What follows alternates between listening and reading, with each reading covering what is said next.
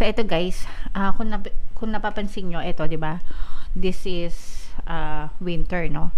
Kumbaga, taglamig, pero nakikita natin na may araw na paparating sa inyo. Okay? So itong araw na to guys, ito yung tutunaw dun sa mga yelo para medyo lumuwag-luwag yung daloy ng blessing sa buhay nyo. So ibig sabihin nito guys, tiis-tiis lang mga kapiksi, and you just have to keep on doing kung ano yung ginagawa mo ngayon guys. Kailangan magbago yung formula mo, kailangan mong mag-stretch mga kapiksi para makaluwag-luwag.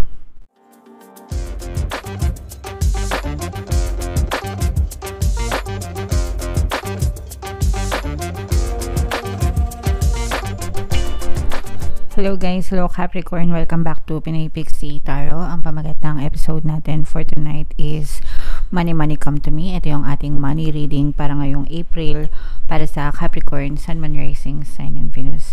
Hanapin ko yung energy ng money mga kapiksi at saka yung energy ng Capricorn.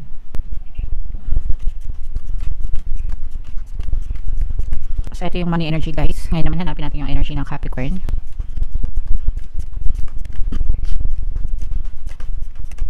Ito guys. So, Capricorn, kayo ay na-represent ng Queen of Pentacles sa ating spread. Ito yung combination guys ng positive and negative energy. General reading lang mga kapiksi. Pwedeng mag-resonate, pwedeng hindi. So, meron ditong presence ng Earth sign, Capricorn, Taurus, Virgo, Fire sign sa Aries, Leo, Sagittarius. So, ito guys, nakikita natin na for some of you, pwedeng parang tagtuyot yung inyong finances, pero may kita natin na parang naging stagnant kayo for a long period of time. Ibig sabihin stagnant, na stuck, no? Wala kayong masyadong nakita magandang movement sa inyong kaperahan, mga kapiksi, and parang hindi nyo alam. Yung iba sa inyo guys, feeling ko naging indecisive kayo for a certain amount of time. Pag sinabing indecisive, parang hindi nakapag-desisyon, parang go with the flow, parang routine mga kapiksi, no? Gigising, babangon, papasok, uuwi, repeat, ganon. Nagets nyo ba? Parang wala kayong masyadong unexplore. Yung iba sa inyo, hanggang sa napansin nyo na lang na tila yung iba sa inyo parang napag-iiwanan na, pwedeng napansin nyo na napag-iwanan na kayo ng mga kabatch nyo. Excuse guys. Tapos parang napansin nyo na yung dating sinasahod nyo, although yung iba sa inyo meron naman talagang mga source of income ganyan, pero parang yung dating sinasahod nyo hindi na siya nakakasya dun sa mga bilihin ngayon, kasi we have to admit guys, no, napakataas na ng inflation rate, tapos napakataas na ng mga bilihin, di ba? So yung dating sinusweldo nyo na nakakain pa kayo sa labas, ngayon parang enough na lang siya sa mga gastusin, sa mga pambayad ng bills, ganyan. And yung iba sa inyo parang you don't have enough para makapag-save or makapag-ipon for emergency. So matagal na, yung iba sa inyo parang matagal na kayo nahimlay sa ganun. So, pero ngayon parang mas nagkukusa na kayo, mas nagtitake kayo ng initiative, mas nagtitake kayo ng action. Yung iba sa inyo parang dumidiskarte kayo kung paano kayo magkakaroon ng extra income para madagdagan yung kinikita nyo araw-araw or buwan-buwan, mga kapiksi. So ito guys, kung napapansin nyo, ito 'di ba? This is winter, no? Kumbaga, taglamig, pero nakikita natin na may araw na paparating sa inyo. Okay? So itong araw na to guys, ito yung tutunaw dun sa mga yelo para medyo lumuwag-luwag yung daloy ng blessing sa buhay nyo. So ibig sabihin nito guys, tiis-tiis lang mga kapiksi, and you just have to keep on doing kung ano yung ginagawa mo ngayon guys. Kailangan magbago yung formula mo, kailangan mong mag-stretch mga kapiksi para makaluwag-luwag. Nagets nyo ba? dadating din yung time na makaluwag-luwag kayo, pero meron kayong kailangan na gawin na changes or pagbabago sa buhay nyo. Because, sabi ko nga guys, your life will not change kapag parehas na formula yung ginagawa nyo. Hindi kayo makakita ng different result. 1 plus 1 equals 1 palagi. So, kung gusto nyo maging 2 or maging 3, kailangan magbago yung formula nyo. So, kailangan nyo magkaroon ng pagbabago guys, para itong mga blessings na to matamasan nyo. Kasi may mga blessings na nakaabang sa inyo, pero hindi ito dumadating kasi wala naman kayong ginagawang pagbabago sa buhay nyo mga kapiksi. So, importante na sinasabayan yan ng sikap at tiyaga, pero importante rin na sinasabayan nyo ng positibong mental diet guys. Okay? So, may mga pampaswerte subliminal tayo guys, at saka affirm lang ng affirm, no? Hanggang sa gumaan yung inyong pamumuhay. Money come to me guys, nasa title na nga. At saka palagi ako may pera and palagi ako nagkakapera. Sa yung mga best affirmations na pwede nyo sabihin on a daily basis. So dito guys, nakikita natin na magiging busy kayo. Parang bibigyan kayo ng chance ni universe para maging busy and maging abala sa inyong kaperahan. Kung kailangan nyong magpuyat or kung kailangan nyong mag-extend ng oras, gawin nyo siya guys, or kailangan nyo siyang gawin para talagang magkaroon kayo ng extra. Kasi hindi naman kayo magkakaroon ng extra, sabi ko nga, kung wala naman kayong gagawin na pagbabago. So, the changes has to come from within you first, bago talagang tuluyang magbago yung inyong pamumuhay mga kapiksi. Pero nakikita natin dito na magkakaroon kayo ng pagkakakitaan. Nakikita natin na pwedeng magbago yung inyong kabuhayan mga kapiksi. Alright? Okay. So, yeah. Comment down below guys if feeling nyo nakaresonate kayo dyan. And titingnan naman natin itong mga money manifesting techniques para sa inyo. So, shuffle ko to guys. Habang sinashuffle ko to, panoorin nyo muna tong video natin regarding sa ating paano mag-manifest ng abundance video course.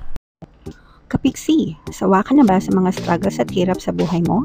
Masipag ka ba at masikap sa buhay ngunit hindi ka pa rin umaasenso?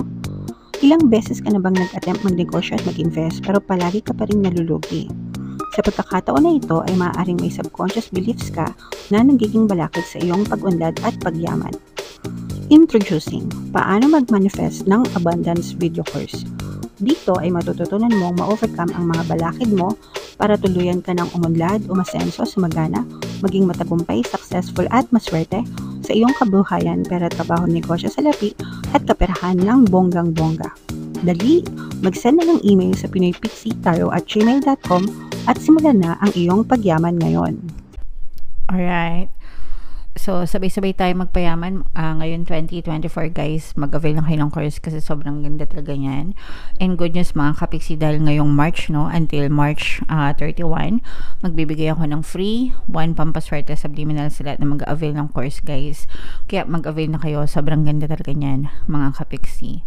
And meron din tayong email coaching, manifest your desires using the law of attraction. If meron kayo mga specific na gusto nyong i-manifest guys, pwedeng love and relationship, pwedeng money or career, pwede kayo magpabook ng email coaching session with me. Mag-send lang kayo guys ng email sa pinoypixitaro@gmail.com. So, ito guys, ito yung money manifesting techniques para sa inyo. So, we have goals. Basahin ko muna guys. Picture the goals you desire in as much detail as possible. Experience your chosen outcome with all your senses as though you've already achieved it. Hold that thought, then send it out into the universe with your love and thanks. So, kahit anong goals to guys, no? Money goals, career goals, whatever you desire, kung ano man yung goals na gusto nyong ma-achieve sa buhay nyo. This is using your imagination, the power of your imagination or visualization technique yung tinatawag dito. So, example nito, kunwari gusto mo magkaroon ng kotse, mga kapiksi. So, dapat alam mo kung anong itsura ng kotse na gusto mo, yung brand, yung make and model, yung kulay, ganyan, ng kotse mo na gusto mo. Tapos, you have to picture yourself na you already have yung gusto mong kotse. So, imaginein mo na kunwari, yung kotse mo nasa parking mo na sa bahay nyo, di ba? May garahe kayo sa bahay mo. Imaginein mo na nakagarahe na doon yung kotse na gusto mo. Imaginein mo kung ano yung kulay, kung ano yung model, 'di ba? Kung ano yung tunog. Pag binuksan mo, 'di ba yung yung kotse meron siyang susi. Pag pinindot mo, titit tutunog na ganon. So imaginein mo pinipindot mo yung susi, tapos tumutunog siya. Imaginein mo binubuksan mo yung kotse, yung pintuan ng kotse. And then anong makikita mo sa loob ng kotse, 'di ba? What would you see? What would you hear? What would you feel kapag nasa iyo na yung kotse na gusto mong ma-achieve? Yung goal na kotse mo. And then kapag nakaupo ka na, 'di ba? Anong feel? Naka-leather seat ka ba?